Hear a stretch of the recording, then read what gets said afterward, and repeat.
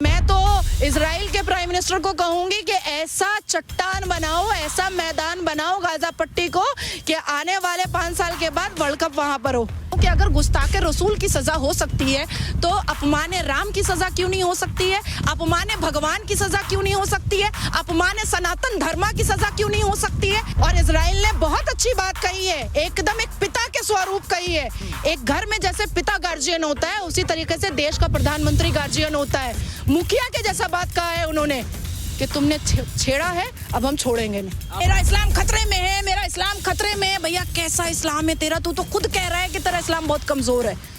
सनातनी तो कभी नहीं कहते हैं कि मेरा धर्म खतरे में है, क्रिश्चियन तो कभी नहीं कहते कि मेरा धर्म खतरे में है, यहूदी तो कभी नहीं कहते कि मेरा धर्म खतरे में है, पारसी तो कभी नहीं कहते कि मेरा धर्म खतरे में।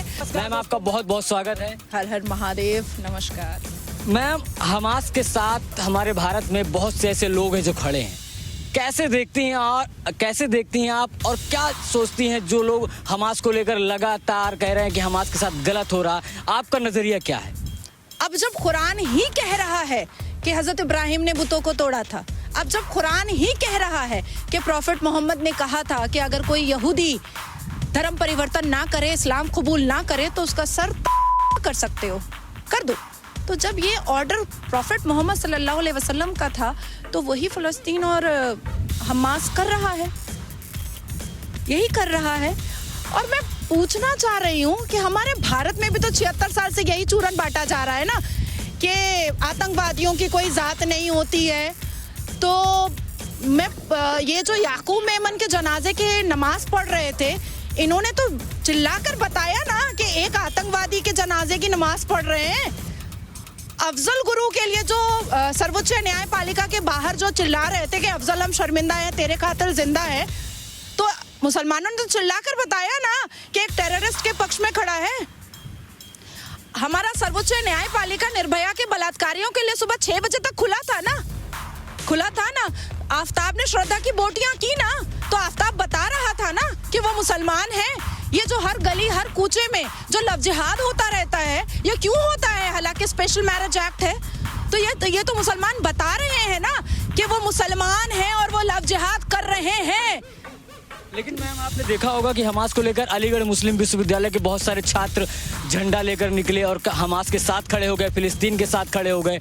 क्यों ऐसा हो रहा है? भारत में प्रधानमंत्री नरेंद्र मोदी कहते हैं कि हम आतंक का विरोध कर रहे हैं, हम इजराइल के साथ खड़े हैं, लेकिन भारत के ही बहुत सारे मुसलमान हैं जो हमास के साथ और फिलिस्तीन के साथ खड़े हैं। भारत के मुसलमानों ने कभी संविधान माना? भारत के मुसलमानों ने कभी कानून माना? भारत के मुसलमान सिर्फ फ्रीडम ऑफ स्पीच मानते हैं, फ्रीडम ऑफ एक्सप्रेशन मानते हैं और फंडामेंटल राइट्स मानते हैं। लेकिन यही फंडामेंटल राइट्स के सारे आर्टिकल्स अगर सनातनी कह दें तो फिर इनको बुरा लग जाएगा, इनको बहुत बुरा लग जाएगा। आज अगर मैं खड़े होकर के कहती हूँ कि प्रॉफेट मोहम्मद सल्लल्लाहु अलैहि वसल्लम की 4 बीवियां नहीं थी, झूठ फैलाया गया है, उनकी 9 बीवियां थी, ये कुरान कह रहा है, तो मैं दूसरे दिन नारा लग जाएगा कि नाजिया का सर तन से जुदा।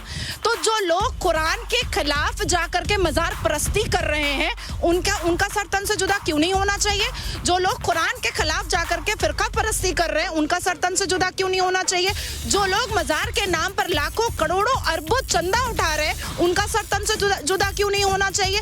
जो लोग मुसलमान को सामने रख करके अपनी दुकान चला रहे हैं, उनका सर तन से जुदा क्यों नहीं होना चाहिए? जो नासिर खान बलात्कार करके निकाह पढ़ता है बाहर, जेल से बाहर आने के बाद, और उसके निकाह का वलीमा का बिरयानी खाने के लिए सारे मुसलमान लाइन लगा करके लहंगा और चोली पहनकर जाते हैं, उस नासिर खान के खिलाफ सर तन से जुदा का नारा क्यों नहीं लगता है?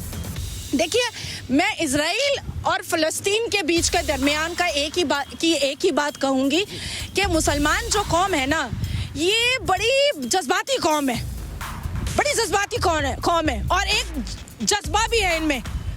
हम तो सर धड़ से जुदा कर देंगे, मेरा इस्लाम है, मेरा इस्लाम खतरे में है, मेरा इस्लाम खतरे में है। भैया कैसा इस्लाम है तेरा? तू तो खुद कह रहा है कि तेरा इस्लाम बहुत कमजोर है। सनातनी तो कभी नहीं कहते हैं कि मेरा धर्म खतरे में है, क्रिश्चियन तो कभी नहीं कहते कि मेरा धर्म खतरे में है, यहूदी तो कभी नहीं कहते कि मेरा धर्म खतरे में है, पारसी तो कभी नहीं कहते कि मेरा धर्म खतरे में।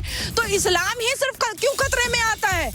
क्या वजह है जो इस्लाम खतरे में आता है? और क्या वजह है कि जब कुरान के अंदर की सच्चाई कोई बोलता है तो उसके लिए गुस्ताखे रसूल की सजा निकल जाती है? क्या वजह है? आज मैं पूछना चाहती हूँ कि अगर गुस्ताखे रसूल की सजा हो सकती है तो अपमान राम की सजा क्यों नहीं हो सकती है? अपमान भगवान की सजा क्यों नहीं हो सकती है? अपमान सनातन धर्म की सजा क्यों नहीं हो सकती है?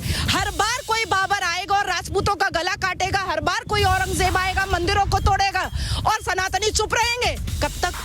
लेकिन बात आज हम हमास और इजराइल की कर रहे हैं। ओवैसी साहब कहते हैं कि मुसलमानों के साथ अत्याचार हो रहा, पूरी दुनिया देख रही है और पूरी दुनिया खाली हंस रही है, कुछ कर नहीं रही है। हमास में जो लोग हैं वो मारे जा रहे हैं, भी बच्चे हैं और औरतें हैं मारी जा रही हैं। उनके साथ ओवैसी साहब खड़े हैं ना हमास के साथ। देखिए, जोड़ा अवैसी, एक असदुद्दीन अवैसी है और एक अकबरुद्दीन अवैसी है।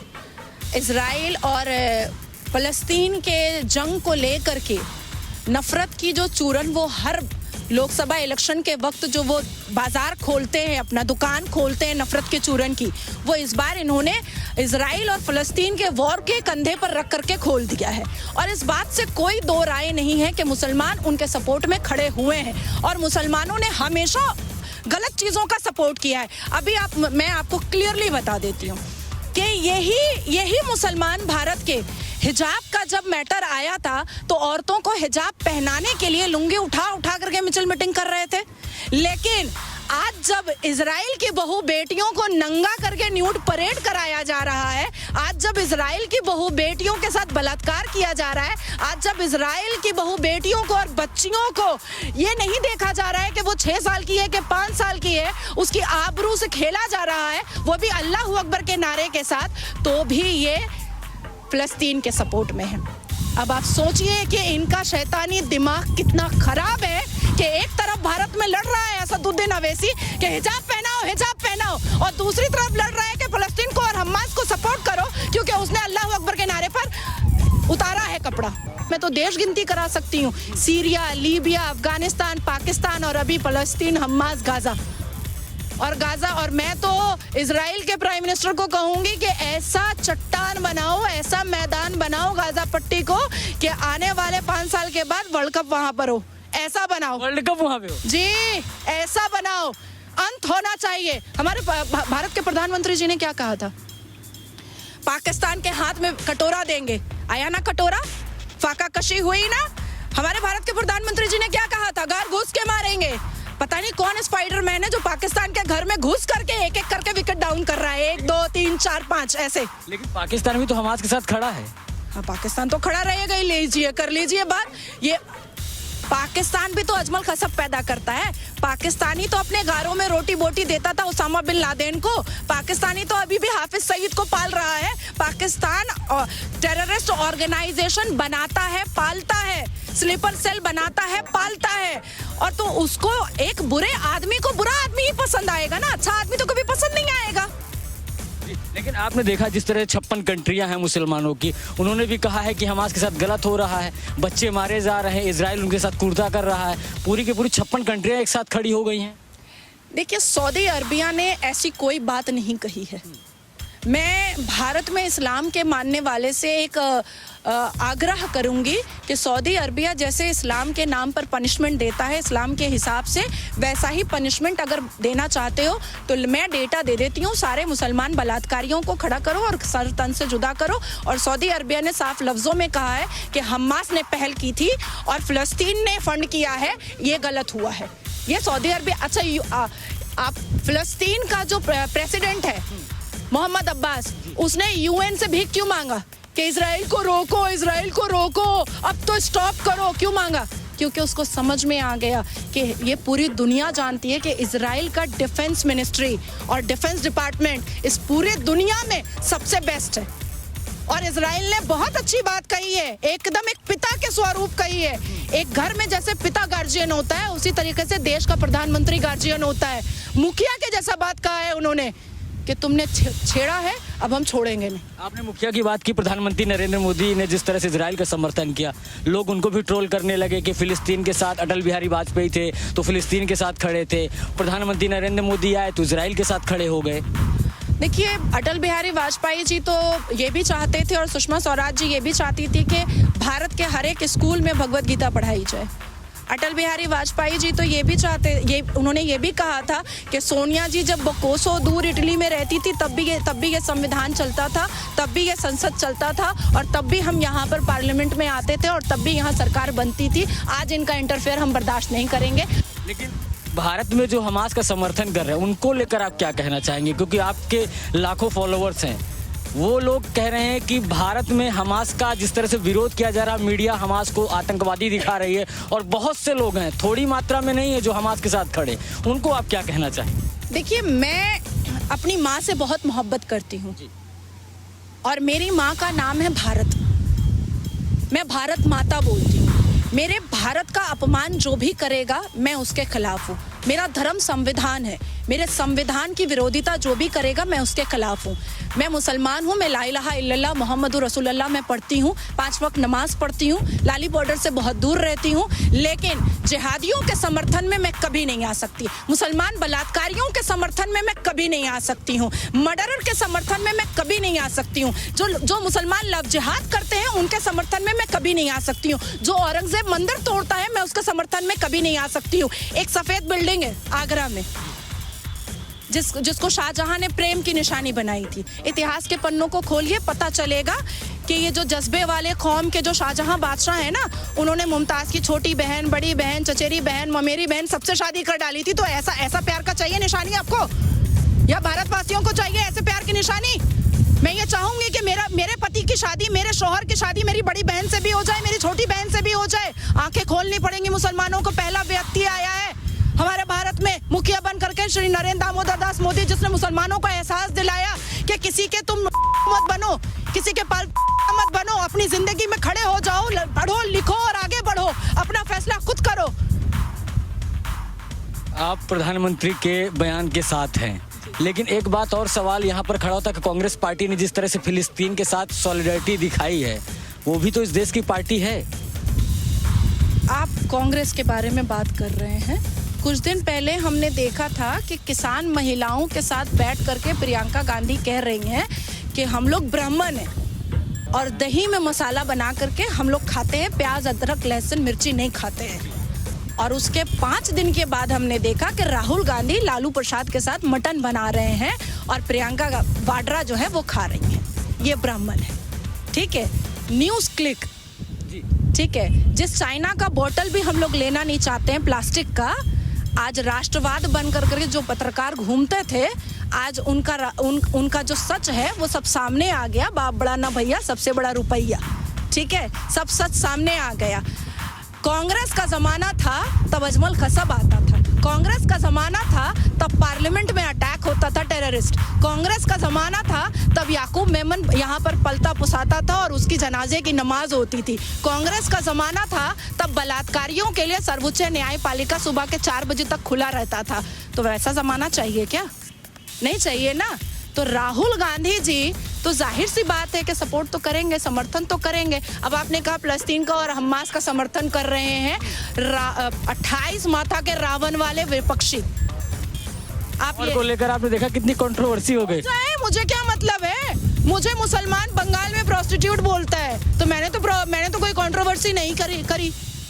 मेरा क्या व्यक्तिगत कोई रिस्पेक्ट नहीं है क्या? और राहुल गांधी जी का बहुत रिस्पेक्ट है। याद ये ना भूले राहुल गांधी जी कि प्रियंका वाड्रा के हस्बैंड के पास जो सिक्योरिटी है ना, वो हमारे ही टैक्स के पैसे से है। वो है क्या? उसने देश के लिए क्या किया है? क्या किया है उसने देश के लिए? और आपने कहा कि विपक्षी क्यों साथ में खड़ा है फलस्तीन और हमास के।